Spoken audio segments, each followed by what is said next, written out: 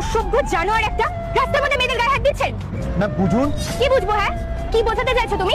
রাস্তার মধ্যে একটা মেয়ে একা দাঁড়িয়ে আছে বলে তার গায়ে হাত দিয়ে দেবে এভাবে? ম্যাম আমার কথাটা একটু আমি কিচ্ছু শুনতে চাই না। তোমাকে না আমি এক্ষুনি মজা দেখাচ্ছি। রাস্তাঘাটে মেয়েদের সুযোগ নেয়, তাই না? আমি এখনই পুলিশকে ফোন করব। না ম্যাম প্লিজ প্লিজ প্লিজ। তুই এত বড় সাহস, তুই এতবার বলার পরে আমার গায়ে আবার টাচ করলি? ম্যাম আমাকে তো বলতে দিন, আপনি আমার কথা না শুনে সেই থেকে আমাকে মেরে যাচ্ছেন। আমি আপনার সুরক্ষার জন্য এগুলো করেছি।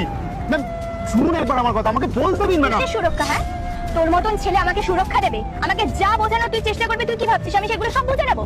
না, তোর মতো বেয়াদব ছেলেকে উচিত শিক্ষা আজকে আমি দিয়েই ছাড়বো। ম্যাম আপনি আমাকে যা করার করুন, আগে আমাকে বলতে দিন, আমার কথাগুলো শুনুন।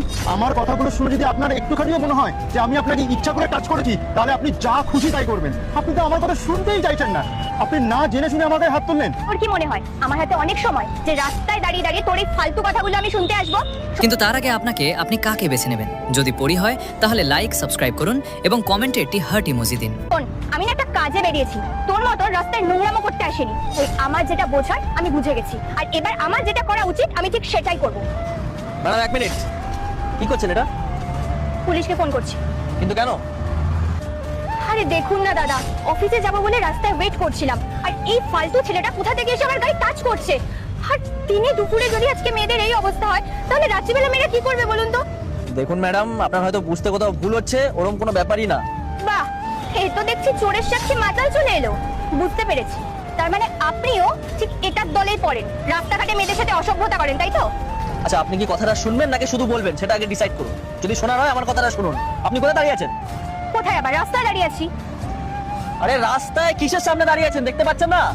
আরে কি জাদা বলছেন, কিসের সামনে দাঁড়িয়ে থাকবো? আরে এত বড় ল্যাম্পপোস্টটা দেখতে পাচ্ছেন না? শুনুন, খুলে বলি, এই রাস্তাতে যে প্রজেক্টটা হচ্ছে এটা আমারই প্রজেক্ট হচ্ছে। এই সব তারগুলো ওরা লাগাচ্ছে, ও আমার কাছে কাজ করে। আরে ওই মেয়েটা ওখানে কি করছে? ওই ল্যাম্পপোস্টে তো কারেন্ট আছে।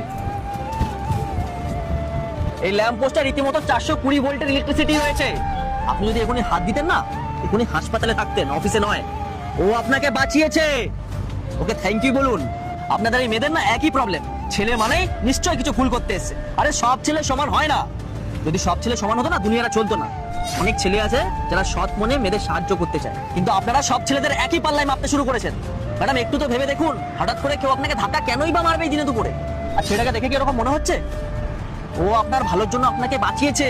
ও যদি আপনাকে না বাঁচাতো, আপনি অফিসে আজকে কেন আগামী 1 মাস যেতে পারতেন না। ঠিক আছে, যাই হোক, ভুল মানুষের থেকেই হয়, ক্ষমা চেয়ে নিয়ত থেকে। সরি দাদা, আমার সত্যি আপনাকে বুঝতে ভুল হয়েছে। আসলে আমি ওরকম একা দাঁড়িয়েছিলাম।